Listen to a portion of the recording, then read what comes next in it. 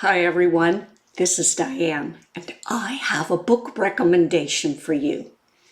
Every time I read a David Baldacci book, I think this is his best book ever.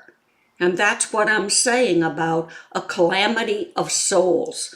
Oh my goodness, the raw emotion, the suspense, the thrill, everything about this book kept me glued to every page, every word. I think it might be your next read.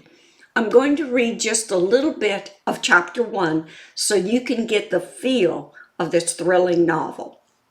Chapter 1. On any other day, the dead quiet coming from this room would have concerned no one, because the elderly couple usually napped peacefully, sat stationary as cats, or read their twin King James Bibles in silence, aged fingers turning pages replete with wisdom, tranquility, and violence. The latter was on embellished display, for the man was sprawled on the floor on his back, while the woman was draped across a finely upholstered chair. Life had been rent from them with a grim certainty of purpose. They were not remarkable in any way that mattered to most. What was memorable was the grand upheaval that would define and qualify the full measure of their deaths. It would fuel a calamitous surge of energy like that of a sawed-off shotgun randomly discharged into an unsuspecting crowd.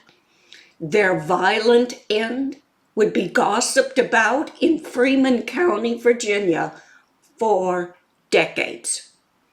"You got the right to remain silent. You hear me, boy?" the first lawman said to the only suspect in the room.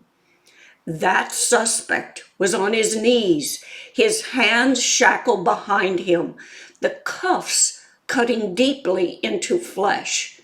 The only signs of his granular fear were the trembling of fingers and the quick exhaltations of breath. "This coon don't look like he can talk even if he wanted to," countered the second deputy. He was 6 feet, cattail lean, with a soft jaw and eyes that resembled creased bullet holes. A policeman's hat was tipped far back in his head. The debilitating humidity wicked off the nearby McHenry River spread everywhere like mustard gas weaving through the war trenches. The sweat dripped off the deputies' faces, darkened their starched shirts, and like gnats flitting around nostrils and eyes, add annoyance to the rage. That's all I'm going to read you. David Baldacci, A Calamity of Souls. I know it will be your next read.